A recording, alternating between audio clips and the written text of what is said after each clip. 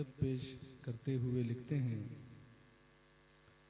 कि दिल ने कहा मुजाहिदे मिल्लत को ढूंढिए, दिल ने कहा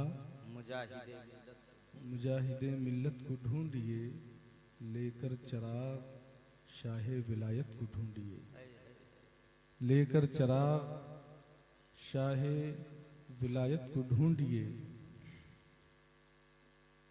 और मैंने कहा कि सुन ऐ दिले मुब्तलाए गम, मैंने कहा कि सुन ऐ दिले मुब्तलाए गम, अपनी ये कब मजाल के पा जाएं उनको हम, अपनी ये कब मजाल के पा जाएं उनको हम, और हम ज़ेरे आसमां उन्हें यूं देखते रहे, हम उन्हें ज़ेरे आसमां यूं देखते रहे, वो कब के आसमां के परे खुल्द में गए, वो कब के आसमां के परे खुल्द में गए।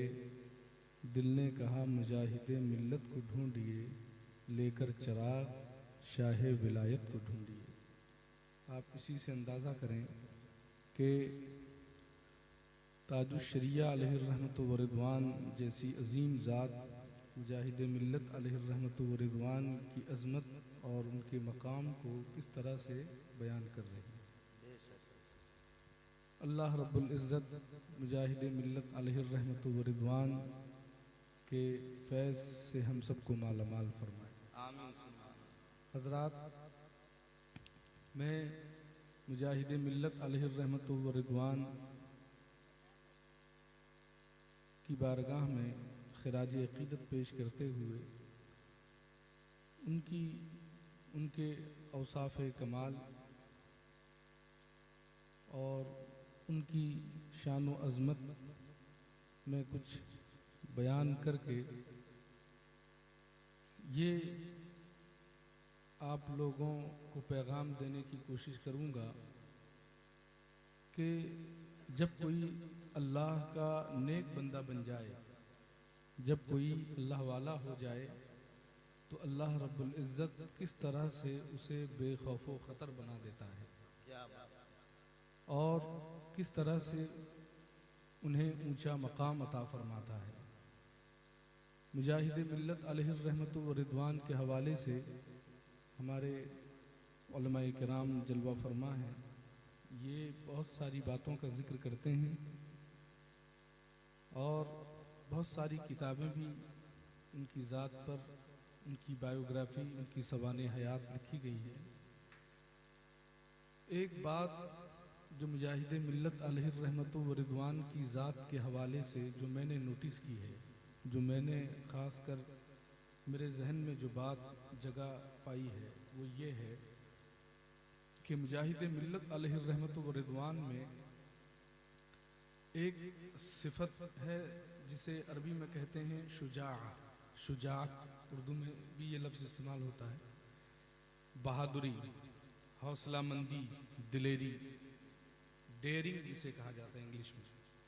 तो ये सिफत, ये कमाल जो है और ये खूबी मुजाहिद मिल्लत अलैहिर्रहमत व रिदवान में बहुत कमाल की पाई जाती थी, बहुत हाई लेवल में पाई जाती थी। मुजाहिद मिल्लत अलैहिर्रहमत व रिदवान में जो डेयरिंग, जो दिलेरी और जो शुजाअत व बहादुरी जिस लेवल में पाई जाती थी, आप यकीन रखिए कि इस वक्त इतनी डेयरिंग और इतनी हिम्मत व जुरत वाले आपको जो मजहबी लीडरान हैं उनमें कोई नज़र नहीं आए जो मुजाहिद मिल्लत के लेवल की डेयरिंग रखते हों, इतनी दिलेरी और इतनी शुजाअत और बहादुरी रखते हों। ऐसा नहीं है कि बिल्कुल ही कोई ऐसा नहीं है जो जिसमें डेयरिंग ना हो, दिलेरी ना हो, बहादुरी ना हो।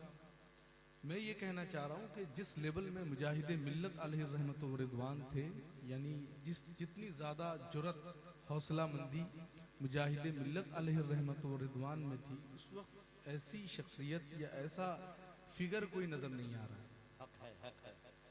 अब आप सोचें, मैं आपको एक दो मिसाल के ज़रिए से आपकी तवज्जो हासिल करना चाहूँगा, दावत फ़िक्र देना चाहूँगा कि मुजाहिद मिल्लत अलैहिर्रहमत व रिदवान ये बहुत ही मशहूर बात है, आपने शायरी में भी सुनी होगी ये वाक़या और उलमाए किराम से तकरीरों में भी ये बात सुनी होगी, मगर मैं चाहता हूँ उसको आप रिवाइंड करें, आप अपने जहन पे उस वाक़े को दोहराएं और उस पर ख़ास तौर पे तवज्जो दें कि जब मुजाहिद मिल्लत अलैहि रहमत व रिदवान को सऊदी अरब में अरेस्ट किया गया, जब जो सऊदी हुक्मरान और सऊदी जो पुलिस के अहलकार हैं, जब उन्होंने आपको अपने कब्ज़े में लिया, ऑफिस में ले जाकर पूछताछ उन्होंने किया, क्योंकि आप जानते हैं कि मुजाहिद मिल्लत अलैहि रहमत व रिदवान बदअक़ीदों की आपने इक़्तिदा नहीं की, आपने अलग जमात कायम की, तो इसकी वजह से आपको पूछताछ के लिए फर्स्ट जो पूछगछ होती है, पूछताछ होती है, उसके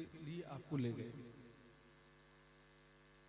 और चूँकि इस इलाके में लोग बड़ी तादाद में सऊदी अरब में भी रहते हैं और हज उम्रा में भी जाते हैं, और आप बखूबी जानते हैं कि पुलिस वालों का अपना एक रौब होता है, एक दबदबा होता है कि वो बस किसी को देख लें या किसी को नाम भी पूछ लें या इतना पूछ लें कि कहाँ से आ रहे हो, कहाँ जा रहे हो, तब भी सामने वाला कुछ घबराहट सी उसके दिल में पैदा हो जाती है कि मुझे क्यों पूछ रहा है। और ख़ास तौर पे जो बैरून ममालिक में से सऊदी अरब जो लोग गए हों, तो वहाँ के पुलिस एहलकार का भी अपना एक अलग दबदबा है। जब वो किसी को पकड़ लें और पूछगछ शुरू कर दें, तो सामने वाले के दिल में एक खौफ पैदा हो जाता है। तो मुजाहिद मिल्लत अलैहि रहमत व रिदवान को जब पूछगछ के लिए ले गए, जब उन्होंने उनसे पूछा कि आपने जो अलग जमात कायम की, इसकी क्या वजह है, देर से आने की वजह से या फिर जो इमाम हरम हैं उनकी इख्तिदा को आप नाजायज समझते हैं? आप गौर कीजिएगा, मेरी इस बात को समझने की कोशिश कीजिए। मुजाहिद मिल्लत अलैहि रहमत व रिदवान से क्वेश्चन ये किया गया, पुलिस वालों ने ये पूछा कि आपने जो अलग जमात कायम की, वो लेट से आने की वजह से, देर से आने की वजह से, या फिर आप इमाम हरम की इख्तिदा को नाजायज समझते हैं? कोई और आदमी होता तो वो बहुत बातें बनाने की या बेजा तावील करने की कोशिश करता, बचने की भी कोशिश करता, मगर मुजाहिद मिल्लत अलैहि रहमत व रिदवान की जो डेयरिंग है, जो दिलेरी है, वो मैं आपको बताना चाह रहा हूँ। मुजाहिद मिल्लत अलैहि रहमत व रिदवान ने क्लियर ये फरमाया कि दोनों वजह हैं।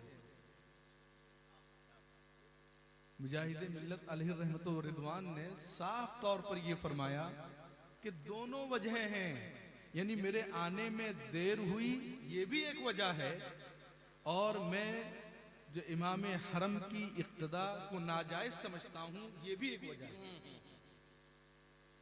आप बस इसी बात को जो है समझने की कोशिश कीजिए, इसमें कितनी डेयरिंग है। आज हमारा मामला ये है कि अगर हम किसी के हक के लिए भी लड़ रहे हैं, अपनी बस्ती में, अपनी आबादी में, अपने ख़ानदान में, अपने इलाके में कोई मजलूम हो, किसी पर जुल्म किया जा रहा है, किसी पर ज्यादती की जा रही है, मगर ये है कि अगर हमें कुछ लोग डराने की कोशिश करें तो हम उसका साथ छोड़ देंगे, कहें कि नहीं ठीक है, तुम अपना मामला क्या है देखो, मैं भाई इस मामले में नहीं पड़ता, चाहे वो कितना ही हक मामला क्यों ना हो, हम साथ देने से कतराएंगे। मगर मुजाहिद मिल्लत अलैहि रहमत व रिदवान की डेयरिंग और उनकी दिलेरी, उनकी शुजाअत, यकीन जानिए कि मौजूदा दौर में या माजी करीब में भी ऐसी हाई लेवल वाली जात शख्सियत नजर नहीं आती जिसमें इतनी ज्यादा डेयरिंग हो, इतनी ज्यादा शुजाअत, वो बहादुरी हो। आपने साफ तौर पर यह फरमाया कि दोनों वजहें हैं, ताखीर से आना पहुंचना ये भी एक वजह है, और मैं बदअकीदा इमाम हरम की इक्तदा को भी नाजायज समझता हूँ कि जो अहले सुन्नत व जमाअत को मुशरिक समझते हैं तो उनके पीछे इक्तदा, जो हमें मुशरिक समझते हैं उनके पीछे इक्तदा को मैं नाजायज समझता हूँ। हजरात गिरामी, तो एक कुछ देर के लिए जब ये वाकया, इस वाकये पर मैंने गौर किया कि आखिर दुनिया का ये मिजाज है कि लोग बेखौफ होते हैं, मगर उनकी बेखौफी के पीछे भी कोई रीजन होता है, कोई वजह होती है। आप रास्ते से गाड़ी लेकर गुजर रहे हैं, आपको अगर बाजार में किसी ने कुछ कह दिया तो आप अपने लेवल के हिसाब से, अपने कैटेगरी के हिसाब से आप सामना करते हैं, उससे बात करते हैं। अगर आप इलाके के सरपंच हैं तो फिर आपके रिस्पांस का एक अपना अंदाज होता है। अगर आप इलाके के एक मुफलिस हैं, किसान हैं, आम आदमी हैं, तो आप जल्द ही कंप्रोमाइज करके निकल जाना चाहते हैं कि ठीक है, रहने दीजिए, कोई बात नहीं। मगर इलाके का अगर सरपंच है तो उसकी बातचीत का अपना एक लेवल है, और उससे अगर कोई एमएलए, एमपी है, मंत्री है, या कोई ऐसा शख्स है कि जिसका किसी बड़े पॉलिटिकल लीडर से कोई यानी बैकअप है, उसको पुष्टपनाही हासिल है, तो उसकी भी बातचीत का अपना एक अंदाज होता है। जरूरत पड़े तो अपने लेवल के हिसाब से भिड़ जाएगा, हाथापाई पर उतर आएगा, गाली गलूज पर उतर आएगा, मारपीट की नौबत आ जाएगी।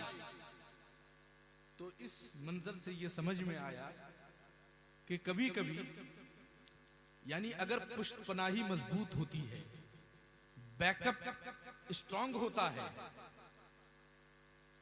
पीठ पीछे कोई मजबूत ताकत होती है, तब भी आदमी निडर हो जाता है, बेखौफ हो जाता है, और उसमें हिम्मतो, जुरतो, शुजातो, बहादुरी पैदा हो जाती है। तो मुझे उस वक्त कुरान पाक की ये आयत करीमा याद आई कि जिसमें अल्लाह सुब्हानहू व तआला ने इरशाद फरमाया, क़ाला ला तख़ाफ़ा इन्ननी मअकुमा अस्मउ व अरा, कि जब मूसा अलैहिस्सलाम और हजरत हारून अलैहिस्सलाम को अल्लाह तबारक व तआला ने फिरौन के पास में भेजा, उसकी जुल्म के खिलाफ, उसकी ज्यादती के खिलाफ आवाज उठाने के लिए भेजा और उसको नसीहत के लिए भेजा, तो अल्लाह सुब्हानहू व तआला ने हजरत मूसा अलैहिस्सलाम से ये फरमाया, हजरत हारून अलैहिस्सलाम से ये फरमाया कि ए मूसा और हारून, तुम्हें घबराने की जरूरत नहीं है, तुम्हें खौफ खाने की जरूरत नहीं है, तुम जाओ फिरौन के दरबार में और उसको नसीहत करो, और तुम उसके जुल्म और उसके कत्ल से डरने की जरूरत नहीं है। क़ाला ला तख़ाफ़ा, ए मूसा और ए हारून, तुम खौफ ना खाओ, तुम डरो नहीं, इन्ननी मअकुमा, मैं तुम्हारे साथ में हूँ, व अस्मउ व अरा, और मैं तुम्हें देख भी रहा हूँ, मैं तुम्हें सुन भी रहा हूँ। पता ये चला कि जो राह खुदा में होता है, जो खुदा का पैगाम लेकर निकलता है, जो अल्लाह के पैगाम को पहुंचाने के लिए निकलता है, अल्लाह सुब्हानहू व तआला उसकी मदद फरमाता है, कदम कदम पर उसकी नुसरत व हिमायत फरमाता है, इस तौर पर कि वो अल्लाह सुब्हानहू व तआला उन्हें ये मुजदा देता है कि मैं तुम्हारे साथ में हूँ, मैं तुम्हें देख भी रहा हूँ, मैं तुम्हें सुन भी रहा हूं। यही वजह है कि औलियाए किराम बेखौफ होते हैं, निडर और हिम्मत और हौसला वाले होते हैं। बेशक बेशक, वरना सोच कर देखिए कि सऊदी हुक्मरानों और वहां के इंटेलिजेंस और पुलिस एहलकारों के सामने इतनी जुर्रत और हिम्मत के साथ में बात करना ये कोई आसान बात नहीं। दुनियादार होता तो डर जाता, झूठ कह देता, दो वजह नहीं कहता, मुझे लगता वो यही कहता कि लेट से आए इसलिए जो है अलग जमात कायम कर ली। मगर जो हक का पैगाम लेकर जाता है, जो खुदा के दीन का पैगाम लेके जाता है, जो हक पर होता है, जो अल्लाह का वली होता है, अल्लाह का बरगुज़ीदा बंदा होता है, फिर उसको कोई खौफ नहीं, कोई हुज़्न नहीं, कोई मलाल नहीं, वो निडर होता है। वो अपने मुल्क में रहे तब भी बहादुरी के साथ में रहता है, और बैरूने मुल्क भी रहे तब भी वो हक के पैगाम को छुपाता नहीं है, बल्कि ऐलाने हक करता है। सुभान अल्लाह। मुजाहिद मिल्लत अलैहि रहमतुल्लाह व रिदवान, अल्लाह ताला ने इतनी हिम्मत और शुजाअत और बहादुरी आपको अता फरमाई थी कि उसकी मिसाल नहीं। हज़रात गिरामी, जब पुष्ट पनाही मजबूत होती है, जब बैकअप लाइन बहुत स्ट्रांग होता है, तो फिर आदमी बेखौफ और बेखतर भी हो जाता है। और हमारे मुल्क में भी मुजाहिद मिल्लत अलैहि रहमतो व रिदवान ने ब्रिटिश दौर का भी आपने देखा, वो भी वक्त आपने पाया। तो ब्रिटिश का वो समझ लीजिए कि वो आखिरी टाइम था। तो उस वक्त ब्रिटिश गवर्नमेंट की तरफ से जो टैक्स वसूली के मामले में किसानों पर ज्यादती की गई, इजाफी और जुल्म ज्यादती करते हुए कुछ इजाफी टैक्स लगाए गए। मुजाहिद मिल्लत अलैहि रहमतो व रिदवान ने उसके खिलाफ भी आवाज बुलंद फरमाई। मुजाहिद मिल्लत ने सिर्फ और सिर्फ अकीदे के तहफ्फुज़ की ही फिक्र नहीं की, बल्कि तहफ्फुज़े अकाइद के साथ साथ में लोगों के जो समाजी हुकूक हैं, जो सोशल राइट्स हैं, उसके लिए भी मुजाहिद मिल्लत अलैहि रहमतो व रिदवान सामने आए और लोगों को इंसाफ दिलाने की बात की। आपने ब्रिटिश के उस जालिमाना टैक्स के रूल की आपने खिलाफ आवाज बुलंद की, आपने एहतजाज फरमाया। हालांकि वो दौर ऐसा दौर कि आप जानते हैं कि कोई ब्रिटिश गवर्नमेंट के खिलाफ आवाज बुलंद करे और खड़ा करके उसको गोली मार दी जाती है। आज किसके सीने में इतना दम और किसको इतनी हिम्मत कि जो है कोई जुल्म के खिलाफ इस तरह से खुलकर बोल सके। और वो दौर तो और ज्यादा काले कानून का दौर था, ब्रिटिश राज। मगर मुजाहिद मिल्लत अलैहि रहमतो व रिदवान ने बबांगे दुहल जो हक की बात और इंसाफ की बात, वो ने उन तमाम बातों को आपने ऐवान तक पहुंचाने की कोशिश की। और मुजाहिद मिल्लत अलैहि रहमतो व रिदवान की जुर्रत की एक बात ये भी कि जब पहली मर्तबा आपको अरेस्ट किया गया, यानी तकरीबन पूरी जिंदगी में, पूरे हयात में तकरीबन 8 मर्तबा जेल तशरीफ ले गए। 8 मर्तबा, सोचें 8 मर्तबा जेल जाना ये कोई आम बात नहीं। ये चूंकि आपको यकीन कामिल था अल्लाह की जात पर कि जो अल्लाह के दीन के लिए, उसके कानून की बालादस्ती के लिए निकलता है। मसाइब मुश्किलात तो रास्ते में आते हैं, मगर अल्लाह तबारक व तआला की रजा और उसकी खुशनुदी भी हासिल होती है। कभी आपने माल की कमी या और किसी तरह की कोई कमी की खातिर जो है, जैसे अगर हमारे साथ में किसी हक बात पर बोलने की नौबत आए तो हम कुछ न कुछ लैम एक्सक्यूजेस, उज़रे लंग, कुछ न कुछ बातें कह के निकल जाने की और बचने की कोशिश करेंगे। मगर मुजाहिद मिल्लत अलैहि रहमतो व रिदवान का तेवर ऐसा था कि जब बात हक है और बोलना है तो आप बोलते थे। फिर किसी की तरफ से जुल्म और ज्यादती या फिर किसी कमी का आप वो उसको खातिर नहीं लाते थे, पासो लिहाज नहीं फरमाते थे।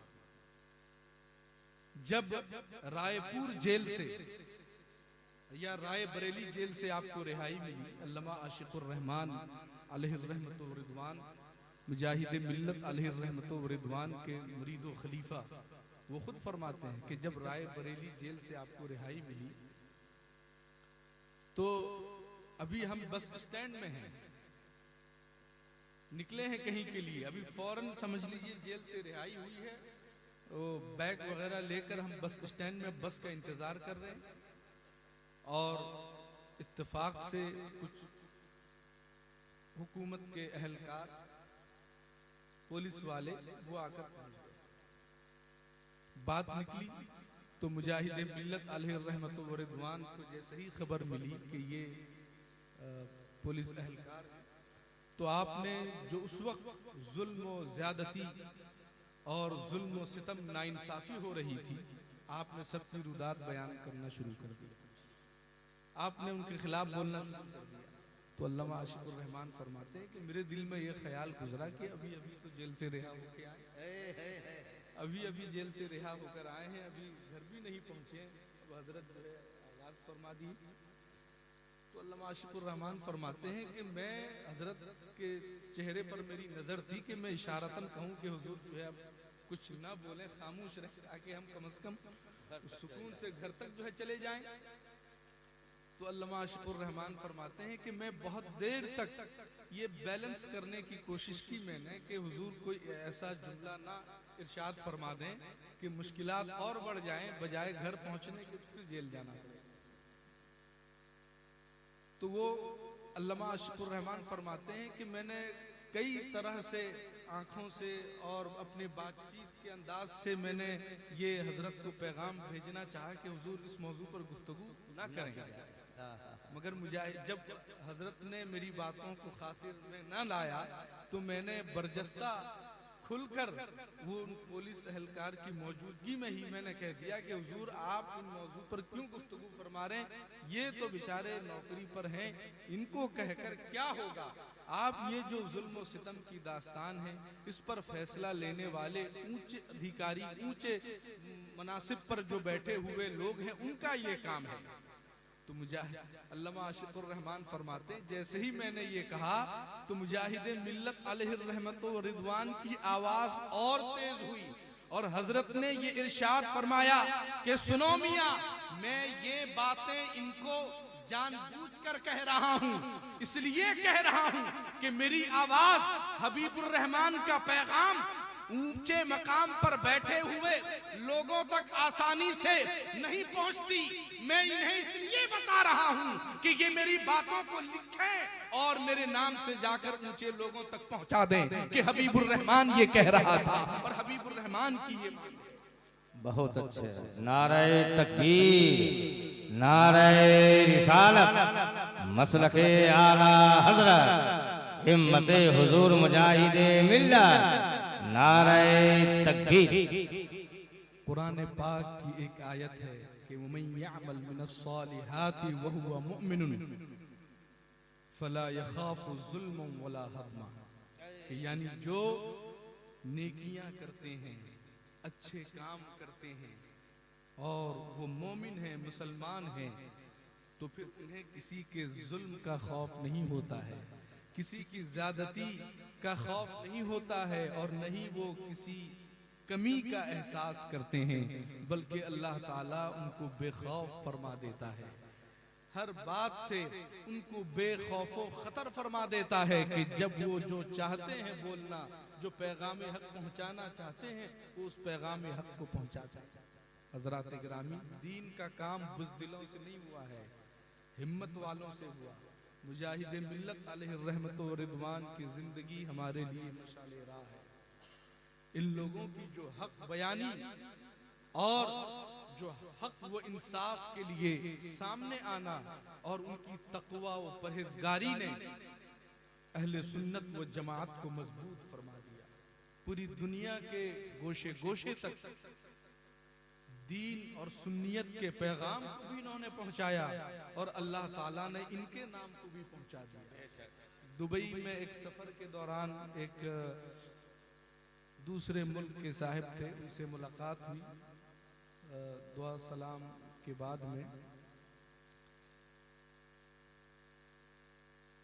तवील गुफ्तगू के बाद में मैंने जिक्र करते हुए जब मुजाहिद मिल्लत अलैहि रहमत व रिदवान का नाम लिया तो वो इस मुल्क के नहीं थे, किसी दूसरे मुल्क के थे। तो उन्होंने कहा कि क्या आप मुजाहिद मिल्लत को जानते हैं? मुझे हैरत हुई। मैंने कहा कि अब मैं तो हिंदुस्तान का हूँ, काफ़ी फ़ख्र है मुझे कि मैं हिंदुस्तानी हूँ और मेरा मुजाहिद मिल्लत को जानना ये तो बात जहन में आने वाली है। आप ये बताएं कि क्या आप भी मुजाहिद मिल्लत को जानते हैं? तो उस शख्स ने कहा, बरजस्ता ये कहा कि मैं मुजाहिद मिल्लत को जानता हूँ, बहुत अच्छे से जानता हूँ, उनकी किताबें मैंने पढ़ी हैं और मेरा पूरा घराना जो है मुजाहिद मिल्लत का चाहने वाला, और हमने उनकी किताबें पढ़ी हैं। बल्कि उन्होंने ये कहा कि हमने मुजाहिद मिल्लत अलैहि रहमत व रिज़वान की बाज तसनीफात जो उनकी सवाने हयात हमारे यहाँ शाये हुई हैं, और तोहफतन उन्होंने कुछ किताबें भी हमें मुजाहिद मिल्लत अलैहि रहमत व रिज़वान की सवाने ही किताबें भी हमें। जब कोई अल्लाह का बरगुज़ीदा बंदा हो जाता है, जब अल्लाह की इताअत व फरमाबरदारी करता है, अल्लाह ताला चहारदांगे आलम में उसके नाम को भी मशहूर फरमा देता है कि वो हम उनके नाम से पहचाने जाते हैं, हम उनकी बदौलत जो है हम जाने जाते हैं और उनके दर की भीख हासिल करते हैं। अब सोचें कि ये मुजाहिद मिल्लत गौसे पाक रज़ी अल्लाह ताला अन्हु के एक आशिक हैं, उनके गुलाम हैं। जब उनके गुलाम का आलम ये है तो गौसे आज़म रज़ी अल्लाह ताला अन्हु की सल्तनत और उनकी हिम्मत व शुजाअत का क्या आलम होगा। गौसे पाक रज़ी अल्लाह ताला अन्हु की बारगाह में जो खलीफा अहदे अब्बासी, अब बनु अब्बास का दौर था, अहदे खिलाफत जो गौसे आज़म रज़ी अल्लाह ताला अन्हु का ज़माना गुजरा, तो उसमें खलीफा वक्त अबुल मुज़फ़्फ़र वो गौसे पाक रज़ी अल्लाह ताला अन्हु के दरबार में, उनकी खिदमत में, उनकी मजलिस में पहुंचता है और ये अर्ज करता है कि हुजूर, मैं ये चाहता हूँ कि इत्मीनाने कल्ब के लिए, यानी मेरे दिल के इत्मीनान के लिए मैं ये चाहता हूँ कि आप कोई करामत जाहिर फरमाएं। मुजाहिद सैयदुना गौसे पाक रज़ी अल्लाह ताला अन्हु के बारे में आपने सुना होगा कि आप कसीरुल करामात थे, बेशुमार करामतों का ज़हूर होता था। उलमा बयान फरमाते हैं कि गौसे पाक रज़ी अल्लाह ताला अन्हु करवट लेते थे और करामत गाते थे। इतनी करामतों के ज़हूर हुए हैं आपकी ज़ात से कि शुमार में नहीं लाया जा सकता।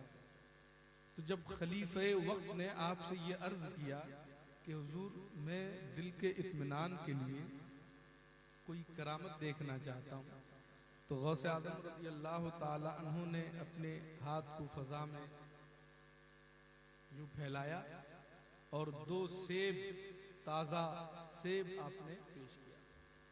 एक सेब जो खलीफा वक्त यानी खलीफा यानी कि बादशाह कहिए, पीरी मुरीदी वाला खलीफा नहीं, वो बादशाह, तो एक सेब जो है बादशाह को आपने दिया और एक सेब आपने अपने सामने रखा।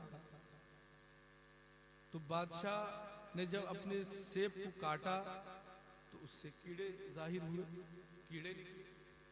और जब गौसे पाक रज़ी अल्लाह ताला उन्होंने अपने सेब को काटा, अंदर से खुशबू और सफ़ेद चमकदार सेब था, वो निकला। तो वो खलीफा ने, बादशाह ने कहा कि हुजूर, ये माजरा समझ में नहीं आया।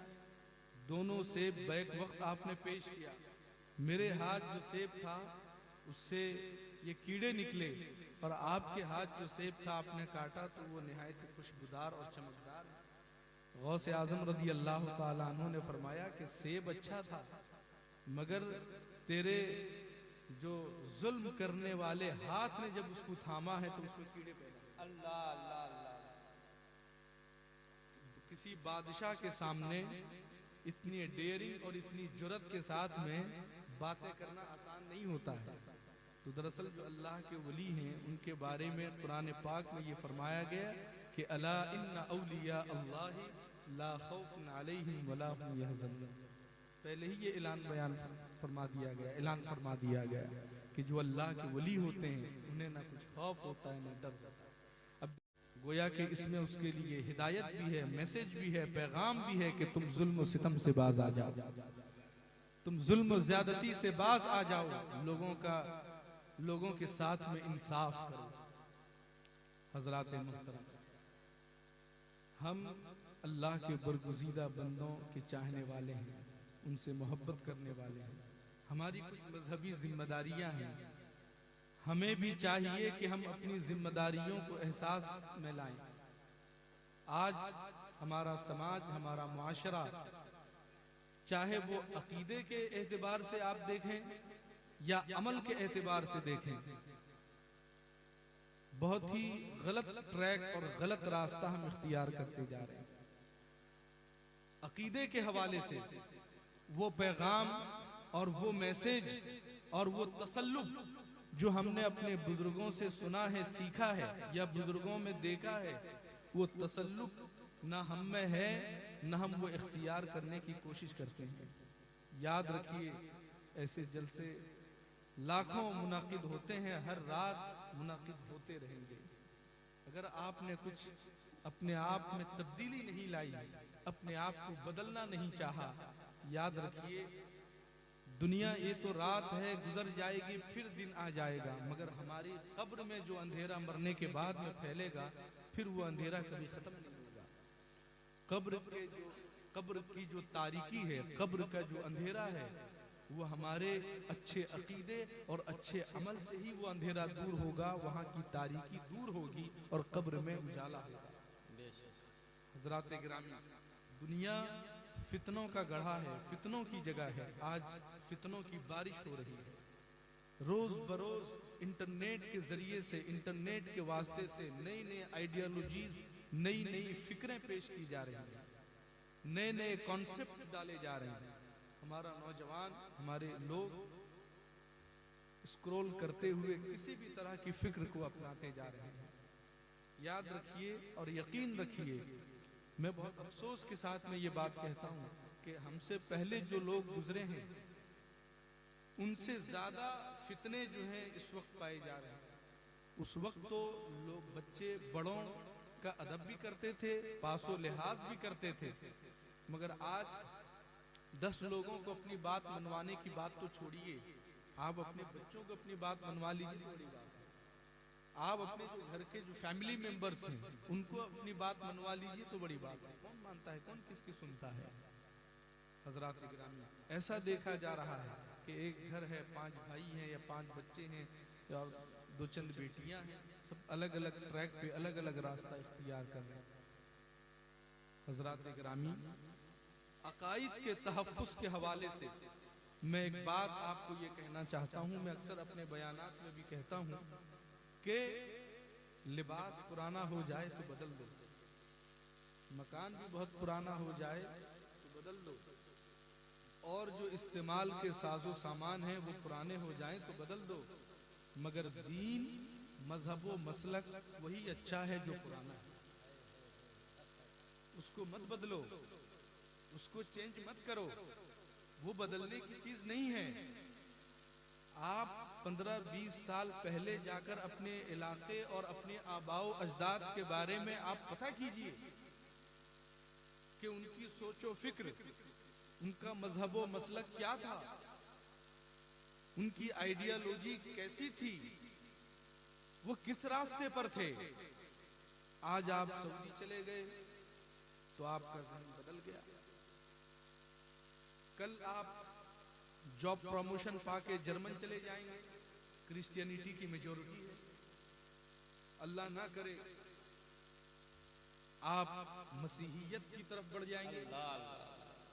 और अगर चूंकि ऐसे भी इजराइल के लिए काफी वैकेंसीज आ रही हैं और लोग भर भर के जा रहे हैं वहां जॉब करने के लिए, और ज्यादा लालच की बात आ गई, आप चले गए इजराइल, चले गए मुलाजमत के लिए, वहां पे ज्यूज की मेजोरिटी है, यहूदियों की, तो कल आके आप जो है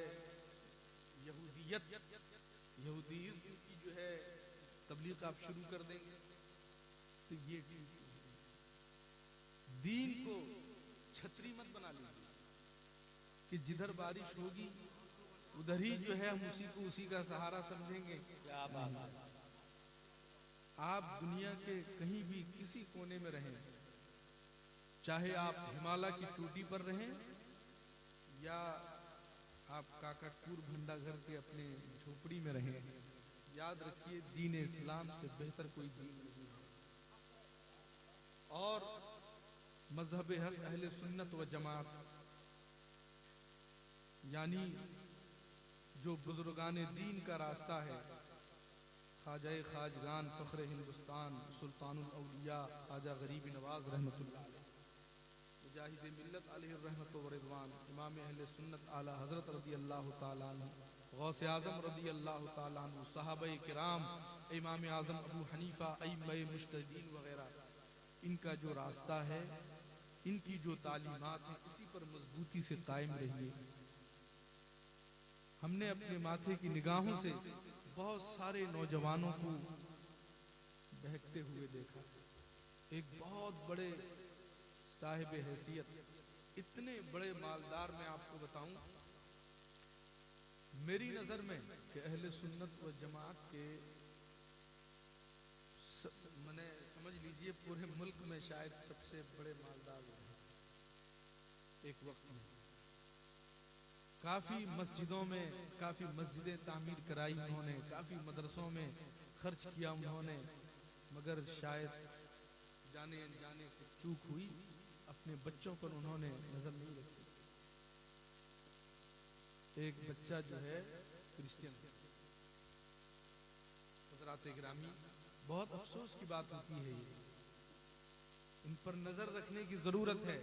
अपने ईमान और अकीदे की हिफाजत कीजिए, और जब आमाल में बिगाड़ पैदा होती है, जब आमाल खराब होते हैं, तो धीरे धीरे फिर जो है अकीदे में भी बिगाड़ शुरू हो जाती है। मजहब में तसल्लुब इख्तियार कीजिए, ये दुनिया आनी जानी है, ये घर बार बीवी बच्चे मालो दौलत सब चंद दिनों के हैं। आज से 100 साल पहले जो थे, इस वक्त हमने से यहाँ कोई भी नहीं है, तो सब चले गए। और आज से 100 साल के बाद में मुमकिन है या फिर कोई स्टेज सजे, यहाँ घर भी मौजूद हैं, गलियां हो, रौनकें हो, महफिलों हो, मगर 100 साल के बाद में शायद हमें से कोई नहीं होगा। कहाँ होंगे हम? जहाँ होंगे उसी की तैयारी कीजिए, जहाँ होंगे जो हमारा असल ठिकाना है उसी को उजाला करने की, वहीं उजाला करने की कोशिश कीजिए हजरात मोहतरम। और साथ ही साथ देखिए, एक दौर ऐसा था हमारे ये, हमने भी देखा है, और हमसे जो बुजुर्गवार यहाँ बैठे हैं, आप लोगों ने और ज्यादा तंगी का दौर देखा होगा कि हफ्ता में एक आध बार कभी जो है नॉन वेज खाना नसीब होता था। इतनी दौलत की फरावानी नहीं थी, ईद बकरीद में ही कपड़े बनते थे, और बहुत ही खास अहम मौका पर ही घर में कभी आला और लजीज खाना बनता था। और ज्यादातर कहीं किसी के यहाँ कोई दावत भी आती थी तो वो मीठी खीर वगैरह बना के खिला देते थे। अभी जैसे जो लंगर का एहतमाम होता है, बिरयानी और शोरबा, ये वो, इतना एहतमाम कहाँ हो पाता था। तंगी का दौर था काफी, और जहेज वगैरह में या तोहफतन ही सही, बमुश्किल कोई रेडियो तो कोई साइकिल यही दे पाता। और किसी के यहाँ दामाद आ गए तो फिर ये है कि मोहल्ले में खोज के 2-4 अंडे और वो मुर्गी दबा कर। बहरहाल ये दौर जो है हमारी निगाहों के सामने है, मगर आज अल्लाह ताला का हम पर इतना बड़ा फज़्ल है, करम है कि दौलत की फरावानी है। खाने की कमी से कोई नहीं मर रहा है इस वक्त, लोग खा खा के ज्यादा बीमार हो रहे हैं। खाने की भूख से तो गज़ा वाले मर रहे हैं। अल्लाह ताला उनकी हिफाजत, अहले गज़ा की हिफाजत फरमाए अल्लाह ताला, वरना हम आप भूख से कहाँ कौन मर रहा है, सब तो खा खा के मर रहे हैं। अब ये जो है न खाने का प्लान मिल रहा है, डाइट प्लान का मतलब होता है न खाने की प्लानिंग, या क्या खाया जाए इसकी प्लानिंग की जाती है। अब हजरात गिरामी, जिसको खाना ही नसीब ना हो उसके लिए क्या डाइट? आपने 15-20 साल पहले अपनी तंगी के दौर में कोई डाइट प्लान का नाम सुना था आपने? खाना ही नहीं मिलता था, तो फिर डाइट प्लान क्या होता? जो मिल जाए वही नसीब से। मगर अल्लाह का करम है, हमारे इस इलाके के लोग भी दूर दराज मुल्कों में मुलाजमत के लिए गए, जहाँ तेल का खजाना निकला, कोई सऊदी, दुबई, कहाँ कहाँ सब पहुंचे। अब यहाँ तो नौकरी ही नहीं है, अब और नौकरी है भी तो उतनी तनख्वाह नहीं है। तो बहरहाल जा के 1.5 लाख, 2 लाख, 2.5 लाख रुपए, अब जब जेब में पैसे आना शुरू हुए तो तरह तरह के खुराफात ज़हन में पैदा हुए। तरह तरह की बातें और तरह तरह की फजूल खर्चियों के जो आइडियाज जहन पे आने लगे। अब मुस्लिम शादियों का हाल ये है, यकीन जानिए हया आती है, शर्म आती है कि उसमें शरीक हुआ जाए। सिर्फ और सिर्फ जो निकाह की कार्रवाई है, उसके अलावा किसी रस्म में आपको लगेगा ही नहीं कि किसी मुस्लिम की शादी है। सिर्फ निकाह के वक्त में थोड़ी फीलिंग आती है कि हाँ कुछ इस्लामी ऑर्डर के हिसाब से कुछ चल रहा है, कुछ हो रहा है। इस मामले में हमारे मर्द हजरात भी जिम्मेदार हैं और हमारी औरतें भी बहुत आला दर्जे के इस मामले में जिम्मेदार हैं। उनके पहनावे, उनके लिबास। मुझे कई बार भुवनेश्वर में निकाह पढ़ाने की, गांव देहात में तो समझ लीजिए अच्छा तो नहीं कह सकते, कम से कम शहर की बनिस्बत शायद थोड़ा सा उसमें है लिहाज है, मगर यही लोग जब और ज्यादा पैसा हो जाता है तो हम डेस्टिनेशन मैरिज का सोचते हैं कि अब ये शादी जो है मोहल्ले में नहीं होगी, भुवनेश्वर में करेंगे या कटक में करेंगे। वहां जाने के बाद अल्लाह भला करे, अल्लाह हिदायत दे, और ज्यादा नंगे हो जाते हैं। कई शादियों में शिरकत का मौका मिला, यकीन जानिए मतलब मुंह छुपाने की नौबत आई कि हम अपना मुंह छुपाते रहे कि यहाँ से निकल के भागें, किसी एंगल से लग ही नहीं रहा था कि किसी मुस्लिम की शादी में आए। वहां दाढ़ी टोपी या इस्लामी लिबास पहने हुए शख्स को तो ऐसा लगेगा कि वो कहाँ आके पहुंच गया, कहीं किसी दूसरी गलत जगह तो नहीं आ गया मैं। अब हमने एक गुजारिश की कि अब वो जल्दी से निकाह पढ़वा लीजिए और हमको भेज दीजिए, क्योंकि पूरा दम घुट रहा है, तकलीफ सी महसूस हो रही कि यहाँ आए क्यों। हजरात गिरामी याद रखिए, एक दौर था जब उसी अरब में लोग ऊंट चराया करते थे, ऊंट चराया करते थे, सूखी खजूरें खा के जिंदगी गुजारते थे।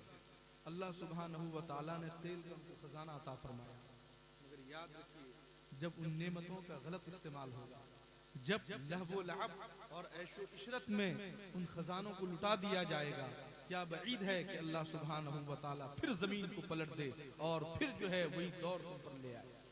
और हम भी बहुत तकलीफ के दौर से गुजरे हैं, मगर आज अगर अल्लाह सुब्हानहू व तआला ने हमें नेमत दी, आलीशान 2-2, 3-3 मंजिला इमारत बना रहे हैं, घर में उम्दा किस्म की लाइटें लगा रहे हैं, महंगे महंगे फैन और एसी बत्ती लगा रहे हैं, अकाउंट में बैलेंस है, अच्छा खाना मिल रहा है, अच्छे लिबास हम पहन रहे हैं, मगर खुदा रा उनका गलत इस्तेमाल मत करो, नाजायज हराम रास्ते में उनका खर्च मत करो। मैं आप बहुत दर्द दिल बयान, हालांकि ये वक्त नहीं है कि रात के 2:30 बजे कोई ऐसी बात आपको बयान करे। मैं चूंकि यादगार ताजुश शरिया जामियतुल हबीब का खादिम हूँ, जैसे कि हजरत नकीब जलसा ने भी इरशाद फरमाया कि सन 2010 में हुजूर ताजुश शरिया अलैहि रहमत व रिदवान ने एक इदारे की बुनियाद रखी थी, उसी की खिदमत करता हूँ मैं। तकरीबन 80-85 तलबा वहाँ ज़ेर तालीम है। हमारे यहाँ इस वक्त शादियों में जितनी फजूल खर्ची कर दी जाती है, जितने पैसे जाए और हराम कामों में खर्च कर दिए जाते हैं, जितने पैसे डीजे वालों को, माइक वालों को, पटाखे वालों को दे दिए जाते हैं, अगर 2-4 शादियों का पैसा अगर आप उन नाजायज हराम कामों में खर्च न करके, अगर हम मुफलिसों और फकीरों जो मदरसा के लिए हम फकीरी करते हैं, दरवेशी करते हैं, अगर हमें 2-4 शादियों के डीजे का, यानी वो तो नाजायज खर्च है, अगर हमें जायज खर्च, जायज तौर पर अगर आप दे दें तो 6 महीने का खर्च निकल जाएगा, 6 महीने का खर्च निकल जाएगा। मगर हम जानते हैं कि इस दौर में, इस मुश्किल दौर में किस तरह से हम मदरसे चलाते हैं, किस तरह से हम चलाते हैं। हजरात गिरामी सोचिए, ये जो जलाकर, जो पटाखे फुटाकर और नाच गाने के साथ में आप पैसों को लुटा दे रहे हैं, ये दुनिया में भी आपको नुकसान पहुंचाएगा और आखिरत में भी आपके लिए अजाब अलीम यानी दर्दनाक अजाब बन जाएगा। खुदारा होश के नाखुन लो, अपने एहसास को बेदार करो, अपने दिल को जिंदा करो और इन मामले में गौर फिक्र करो, जायज नाजायज को समझो और याद रखो, ये जो दौलत तुम्हारे पास में है, ये जो ताकत और कुदरत तुम्हारे पास में है, ये कादिर मुतलक ने तुमको दिया है, ये खुदा सुब्हानहू व तआला ने तुमको दिया है। कोई बईद नहीं है कि कल फिर तुम मुफलिसी में आ जाओ और तुम किसी मुसीबत में घिर जाओ, फिर अल्लाह को पुकारो और उलमाए किराम से दुआ की दरखास्त करो। हजरात गिरामी, दरअसल बहुत सारे मामलात हमारे खुद अपने हाथों के नुकसानात होते हैं, हम हमारे हाथों की कमाइयां होती हैं। हमने खुद अपने माशरे को तबाह किया है, अपने माशरे को तबाह व बर्बाद किया है। धीरे धीरे अब माहौल ऐसा बनते जा रहा है कि एक घर वाला कोई नाच गाने की महफिल मुनाकिद करता है, दूसरा ये समझता है कि अरे उसके पास में इतनी दौलत हो गई, वो डीजे मंगवाएगा, वो नाच गाने करवाएगा, वो इस तरह से खाने पकवाएगा, और क्या मेरे बेटे बेटी की शादी में ऐसी महफिल क्यों नहीं होगी, ऐसी राग क्यों नहीं बजेगी, और ऐसे ढोल बाजे ताशे क्यों नहीं बजेंगे। हज़रात गिरामी, याद रखो ये सब पानी के बुलबुले की तरह से है, ये सारी ऐशो इशरत, ये हेकड़ी एक दिन खत्म हो जाएगी। कब्र का अंधेरा, कब्र की तारीकी को याद करो, दुनिया की हकीकत तुम्हारी निगाहों के सामने खुल जाएगी। खुदा ने जो तुमको दौलत दी है उसका सही इस्तेमाल करो। आज हमारी कौम में बेशुमार ऐसे तलबा हैं, ऐसे बच्चे हैं जो पढ़ना चाहते हैं मगर उनकी आला तालीम के लिए उनके पास में रकम मुहैया नहीं है। मदरसे वाले अपनी नाक रगड़ते हैं कि खुदारा मदरसे की फटी दीवार को सजाने के लिए, मुरम्मत करने के लिए कहीं से रुपयों का इंतजाम हो जाए।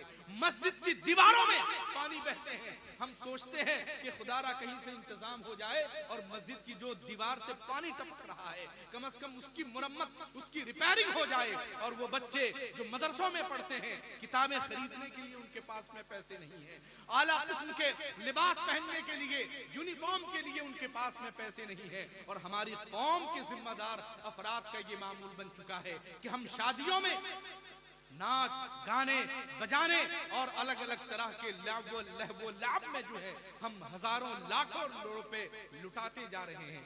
याद रखो इसमें कोई शक व शुबा नहीं है कि ये लहवो लाभ तुम्हें हलाक कर देंगे, तुम्हें बर्बाद कर देंगे। क्या था तुम्हारे पास में? कुछ नहीं था। तुम कितने मुफलिस थे, इस्लाम ने तुम्हारे कद्र को बुलंद फरमा दिया, तुम्हारी अजमत को बुलंद फरमा दी, तुम्हें कहां से कहां पहुंचा दिया।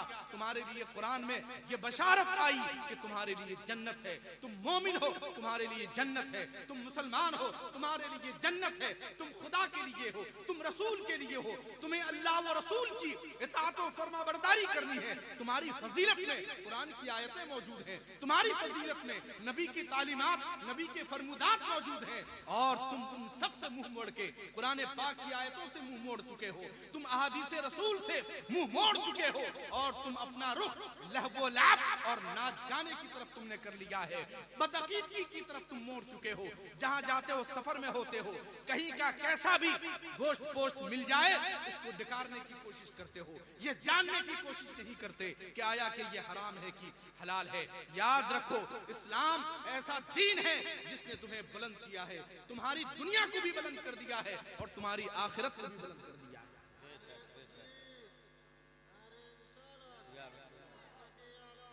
जिंदाबाद जिंदाबाद।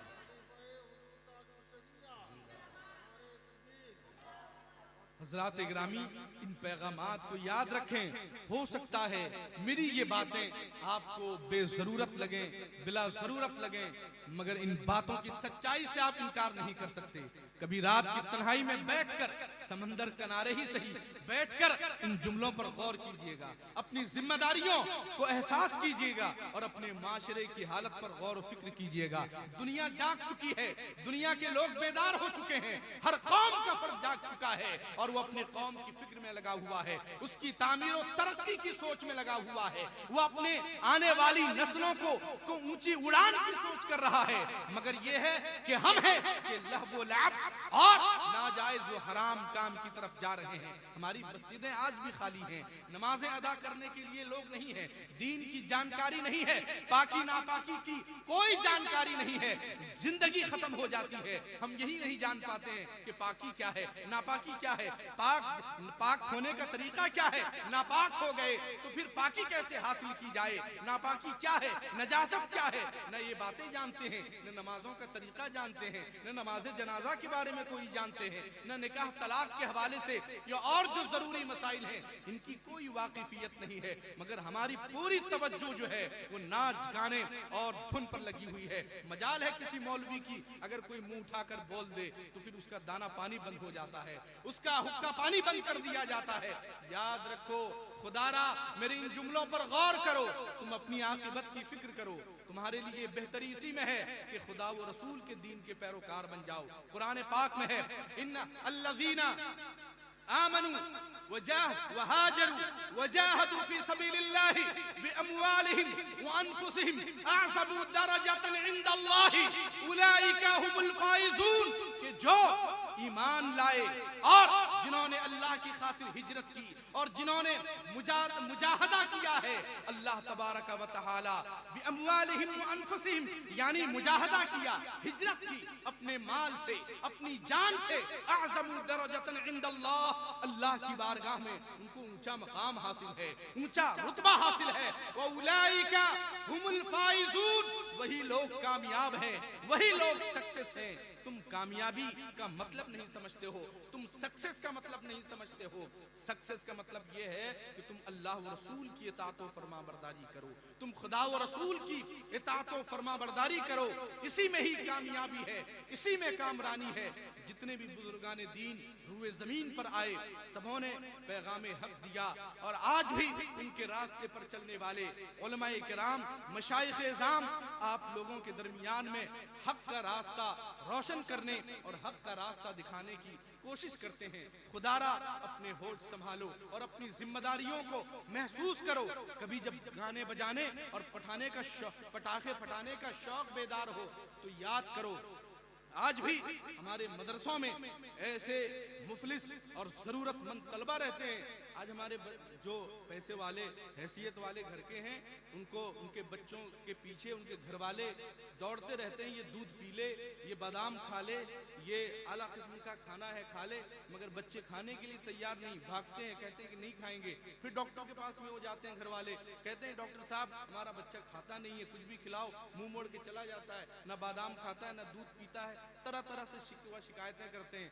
मगर यकीन जानो आज भी मदरसों में पढ़ने वाले बास तलबा ऐसे हैं, अगर आप उनको 10 रुपए की बिस्किट देकर दे दो तो फिर वो खुशी के मारे उसको कबूल करते हैं, खुशी के मारे उसको कबूल करते हैं। अल्लाह अकबर, ऐसे जिंदगी गुजारने वाले हैं मगर फिर भी वो मेहनत करते हैं, मुशक्कत करते हैं, खुदा की राह में है। अल्लाह तबारक व तआला उनको ऐसा अजीम बना देता है कि वो कौम के इमाम बन जाते हैं। वो आपके सामने बैठकर नसीहत करते हैं, खिताब करते हैं, और कुरान पाक जिसके 10 सूरतों को याद रखना आपके लिए मुश्किल है वो मुकम्मल हाफिज कुरान बन जाते हैं, वो आलिम दीन बन जाते हैं, वो मुफस्सिर और मुहद्दिस बन जाते हैं। दरअसल ये दीन इल्म की बरकत है, ये मजहब इस्लाम की बरकत है, ये रसूलुल्लाह सल्लल्लाहु अलैहि वसल्लम की सुन्नतों पर अमल की बरकत है। खुदारा अपनी जिम्मेदारियों को महसूस करो, अपनी जिम्मेदारियों को समझो। मुजाहिद मिल्लत अलैहि रहमत व रिदवान की जिंदगी हमारे लिए नमूने हयात है। मेरे पीर मुर्शिद हुजूर ताजुश शरिया अलैहि रहमत व रिदवान ने जब आखिरी खिताब फरमाया रसूलपुर की सरजमीन पर, आपने ये फरमाया कि इस किस्म का काम होना चाहिए, यानी ये जो उलमा बनाए जा रहे हैं, जो हुफ्फाज तैयार किए जा रहे हैं, ये जो मदरसों को मजबूत किया जा रहा है, आज ये वक्त का तकाजा है। चूंकि जो अगियार हैं वो मदरसों को मुकफ्फल करना चाहते हैं, वो मदरसों को बंद करना चाहते हैं। इसकी वजह यह है कि वो जानते हैं कि ये मदरसे बाकी रहेंगे तो यहाँ से हुफ्फाज निकलते रहेंगे, दीन की तालीमात को आम करने वाले निकलते रहेंगे। सबसे बेहतर यह है कि इन्हीं पर ही ताला लगा दिया जाए, ताला लटका दिया जाए, ताकि ये प्रोडक्शन ही रुक जाए और इस्लाम का काम आगे न बढ़े, दीन की बात आगे न बढ़े। हजरात गिरामी, हमारी ये जिम्मेदारी है और हमारे मुल्क ने, यहाँ के संविधान ने हमको ये इजाजत दी है, और ये इस मुल्क के संविधान की खूबसूरती है, इसका हुस्न है कि यहाँ मुख्तलिफ मज़ाहिब के मानने वाले, मुख्तलिफ मज़ाहिब के पैरोकार आज़ादी के साथ में रहते हैं, अपने अपने मज़ाहिब को प्रैक्टिस करते हैं और उस पर अमल करते हैं और उसकी तरवीज व इशाअत करते हैं। तो हमारा भी ये आईनी हक है कि हम अपने मजहबी मकामात की हिफाजत करें, हम अपनी मस्जिदों की हिफाजत करें, हम अपने दरगाहों की हिफाजत करें, हम अपने आस्थानों की हिफाजत करें, हम अपने मदरसों की हिफाजत करें, हम अपने मकतबों की हिफाजत करें। ये हमारी जिम्मेदारी बनती है। फिर ये है कि जो साहिब सरबत घराने के लोग हैं वो अपने बच्चों को मदरसों में पढ़ाना नहीं चाहते, वो भेजना नहीं चाहते, मकतब में भेजना नहीं चाहते। अगर आप पूछेंगे कि आप क्यों नहीं भेजना चाहते हैं, वो ये कहते हैं कि वहाँ पे अच्छा इंफ्रास्ट्रक्चर नहीं है, अच्छी सहूलतें नहीं है, फैसिलिटीज नहीं है। ये फैसिलिटीज कहाँ से आएंगी? ये फैसिलिटीज आसमान से नहीं उतरेंगी, ये फैसिलिटीज जमीन से नहीं निकलेंगी, बल्कि हम और आप मिलकर वहाँ फैसिलिटी का इंतजाम करेंगे, वहाँ इंफ्रास्ट्रक्चर डेवलप करेंगे।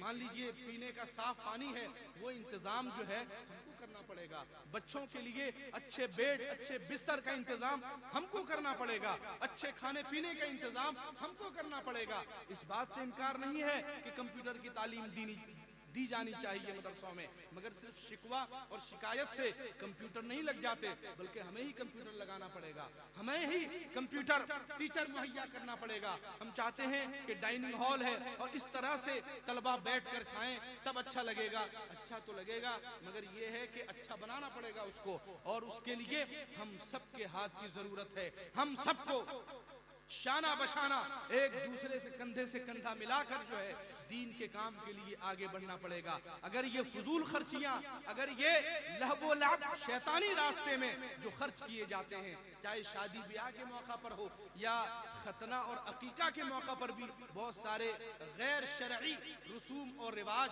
अंजाम दिए जाते हैं, बहुत सारे फितना और फसाद के काम अंजाम दिए जाते हैं, शैतानी काम अंजाम दिए जाते हैं। अगर हम ये इरादा कर लें कि हम अपने बच्चे का जन्मदिन मनाएंगे मगर केक काट कर या फिर वो यानी गलत तरीके से ढोल बाजे पर खर्च करके नहीं, बल्कि हम अपने बच्चे का जन्मदिन इस तौर पर मनाएंगे कि हम अपने बच्चे की दराज़ी उम्र के लिए, उसके नेक बनने के लिए 500 रुपए मस्जिद में दे देंगे, हम 500 रुपए मदरसा में किताब खरीद कर दे देंगे, हम 500 या 5000 रुपए हस्बे हैसियत, हस्बे इस्तिताअत हम कब्रिस्तान के डेवलपमेंट में दे देंगे। कोई जरूरतमंद है और उसकी बच्चे की शादी नहीं हो पा रही है, ठीक है, मेरे बच्चे का जन्मदिन है, मैं इसकी दराज़ी उम्र के लिए, इसकी नेकबख्ती के इरादे से मैं ये 500 रुपए किसी जरूरतमंद मिस्कीन को दे दूंगा। और कोई शादी लायक है और उसका निकाह नहीं हो पा रहा है, माल का इंतजाम नहीं है, कम से कम उसके लिए हम उस पैसों को उठाकर दे देंगे। हजरात गिरामी याद रखिए, आपके बच्चे भी इस नेकी की बरकत से आपके फरमाबरदार हो जाएंगे, आपके मुती व फरमाबरदार हो जाएंगे और उनकी लंबी उम्र भी हो जाएगी। हदीस शरीफ में है कि जो सदकात व खैरात अल्लाह की राह में किए जाते हैं, अल्लाह तबारक व तआला उन सदकात व खैरात की बदौलत आफतों मुसीबतों को यानी एक्सीडेंट को दूर फरमा देता है। अगर आपके मुकद्दर में ये है, अल्लाह बचाए, अगर मुकद्दर में ये है कि आपका बेटा आज जन्मदिन हुआ, आज आपने बर्थडे सेलिब्रेशन किया, नाच गाने की महफिल मुनाकिद की और कल उसके मुकद्दर में है कि वो सड़क हादसे में मर जाएगा, सड़क हादसे का शिकार हो जाएगा, मगर याद रखो आपने अगर अपने बच्चे के जन्मदिन मनाते वक्त में अगर 500 या 5000 हस्बे हैसियत अल्लाह की राह में खर्च किया होगा और कल 2, 4, 10 दिन या 10 साल के बाद में उसके मुकद्दर में है कि वो जो है किसी सड़क हादसे में मर जाएगा, किसी सड़क हादसे का शिकार हो जाएगा।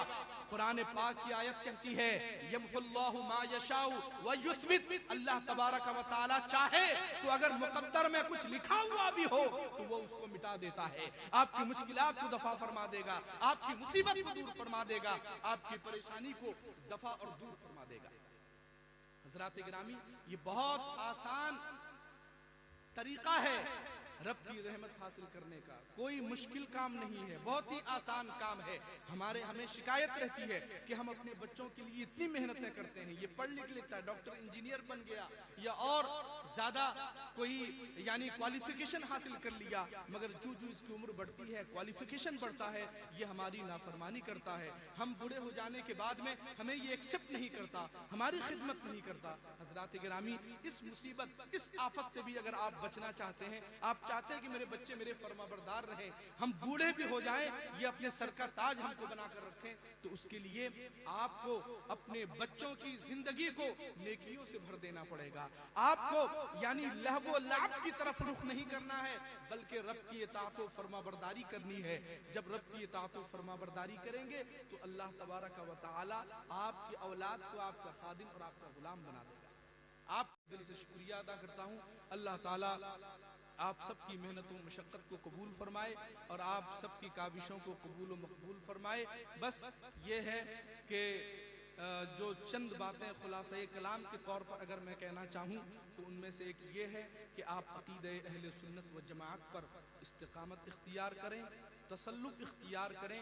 फ़ारसी में एक कहावत है कि यक दर गिर मुहकम गिर, एक दर को थामो और मजबूती से थामे रहो। इधर उधर ताकने झांकने में भलाई नहीं है, खैर नहीं है। अक़ीदे अहले सुन्नत व जमाअत पर मजबूती से कायम रहें और जो नई नई फ़िक्रें, आइडियालॉजीज़, ये बरसाती मेंढकों की तरह और नए नए जो मज़ाहिब इंट्रोड्यूस हो रहे हैं, आप उनकी तरफ माइल ना हो। कुरान पाक में है इन्नद्दीन इंदल्लाहिल इस्लाम, बेशक अल्लाह के नज़दीक दीन इस्लाम ही पसंदीदा दीन है। इसी दीन पर मजबूती से खड़े रहें, इसी दीन पर मजबूती से कायम रहें। दुनिया में भी आप इज्जत याफ्ता होंगे और आखिरत में भी जन्नत आपके मुंतज़िर है, जन्नत आपके मुंतज़िर है। दूसरी बात यह है कि शादी ब्याह के मौका पर जो गलत रसूमात अंजाम दिए जा रहे हैं, ख़ास तौर पर मैं अपनी बहनों से कहना चाहूँगा, अपनी माओं से कहना चाहूँगा कि खुदारा तुम अपने इस्मत की, अपनी इज्जत की तुम हिफाजत करो। तुम्हारा जिस्म, तुम्हारा हुस्न ये जायज़ है, मगर जिनके लिए जायज़ है उन्हीं पर तुम अपने हुस्न को जाहिर करो। तुम्हारा हुस्न हर शख्स के लिए जायज़ नहीं है। जैसे एक कीमती, किसी के पास में घड़ी है, किसी के पास में जेवर है, किसी के पास में कोई कीमती मोती है, तो क्या मोहल्ले का कोई भी आदमी आके उसकी घड़ी उठा कर ले जाएगा, उसकी गाड़ी ले जाएगा, उससे जेवर ले जाएगा? नहीं, जो मालिक है वही उससे फ़ायदा उठाएगा। तो तुम भी एक दौलत हो, कौम की सरमाया हो। अल्लाह ताला ने तुमको हुस्न की दौलत दी है, मगर अपने हुस्न की दौलत को बाजारी मत कर दो, बल्कि वो हुस्न जिसके लिए है उसके लिए तुम महफूज रखो, जिसके लिए हलाल है उसके लिए तुम रखो। अपने हुस्न को बाजार में नुमाइश के लिए पेश मत कर दो। इसमें तुम्हारी इज्जत नहीं है, बल्कि इसमें तुम्हारे लिए रुसवाई है, इसमें तुम्हारे लिए जिल्लत है। आप जाकर देखें जो सो कॉल्ड तरक्की याफ्ता ममालिक हैं, चाहे अमेरिका हो और जितने भी आप लंदन वगैरह, यूके, बहुत सारे हमारे अहबाब जामिया अज़हर मिस्र में पढ़ने के दौरान जो यूके वगैरह से बिलोंग करते थे, वो वहाँ के हालात इस तरह से बताते थे कि सुन के खून के आंसू आते थे, दिल तड़प जाता था। हाय खुदा, ये दुनिया कहाँ से कहाँ पहुँच गई, यानी लोग कहाँ से कहाँ पहुँच गए। ये इनको दिन ब दिन, यानी दीन ये तकाजा करता है कि हम दीनदार हो जाएं, मगर हम दुनिया का तकाजा पूरे करने पर लगे हैं। दिन ब दिन लोगों के तन से कपड़े उतरते जा रहे हैं। लोग कहते हैं ये न्यू कल्चर है, न्यू फैशन है।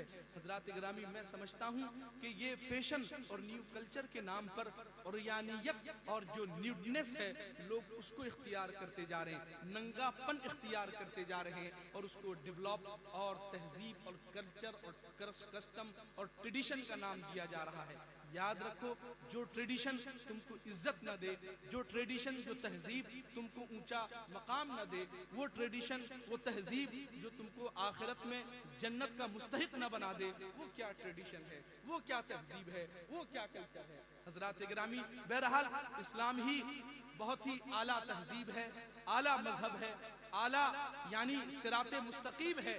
इसको आप इख्तियार करें, दीन पर मजबूती से कायम रहें, अहले सुन्नत व जमात पर मजबूती से कायम रहें और फजूल खर्ची से बचाएं अपने आप को, नाच गाने तमाशों से अपने आप को बचाएं और वीडियोग्राफी वगैरह और जो तरह तरह की खुराफात हैं, इन सब से अपने आप को महफूज रखें। अल्लाह की रज़ा आपको हासिल हो जाएगी। न जाने किस वक्त किसका दम कब निकल जाए, हमारी ये सांस रुक जाए, किसी को कोई अंदाज़ा नहीं है। अपनी आखिरत की फिक्र कीजिए।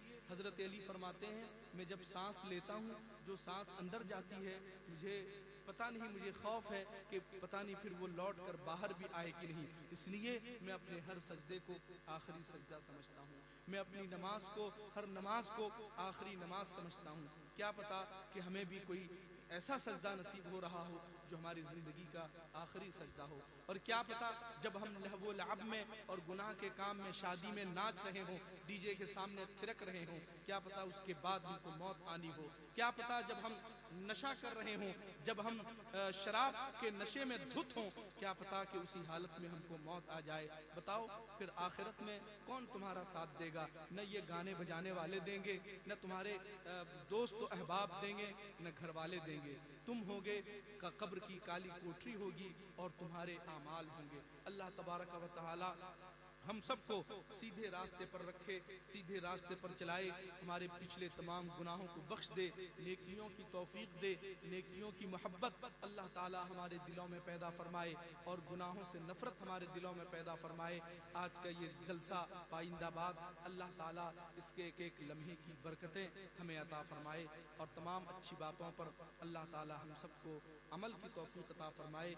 जितनी बातें मैंने किताब व सुन्नत की रोशनी में सच्ची सही ठीक बातें कहीं, अल्लाह ताला उनको कबूल व मकबूल फरमाए और कसदन या सहवन या सबकत लिसानी के सबब मेरी जुबान से कोई बात खिलाफ शरा निकल गई हो, अल्लाह ताला उसको दरगुजर फरमाए, माफ़ फरमाए और तमाम अच्छी सच्ची सही ठीक बातों को अल्लाह कबूल फरमाए। उन तमाम अच्छी बातों पर हम सबको अमल की तौफीक अता फरमाए। अस्तगफिरुल्लाह अल्लज़ी ला इलाहा इल्ला हुवल हय्युल क़य्यूम।